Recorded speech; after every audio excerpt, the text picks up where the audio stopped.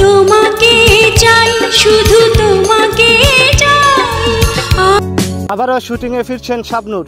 প্রিয় ভিউয়ার্স, তারই বিস্তারিত জানাবো আজকের এই ভিডিওতে, তাই ভিডিওটি না টেনে শেষ পর্যন্ত দেখতে থাকুন। বেশ কয়েক বছর আগে ডালিউডকে বিদায় জানিয়েছেন একদম চুপ।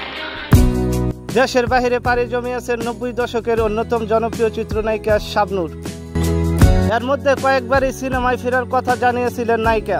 হয়ে গেছে ছবি অনেক আগেই সাইন, আমি অস্ট্রেলিয়া থাকতে সাইন করছি এই ছবি। আর এরপর তিনি সত্যিই ফিরছেন লাইট ক্যামেরার সামনে।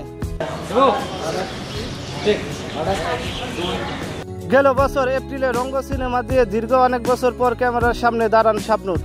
মে মাসে অর্ধেকেরও বেশি সিনেমায় দৃশ্য ধারণ শেষ করে আবারও অস্ট্রেলিয়া ফিরে যান নায়িকা।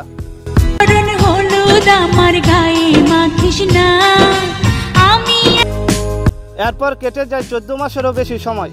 চলতি বছরের 8 আগস্ট থেকে সিনেমার বাকি অংশ শুটিং হওয়ার কথা থাকলেও দেশের চলমান পরিস্থিতির কারণে দেশে ফিরতে পারেননি শাবনূর। আগামী নভেম্বরে ক্যামেরার সামনে ফিরবেন ঢাকায় চলচ্চিত্রের জনপ্রিয় অভিনেত্রী শাবনূর।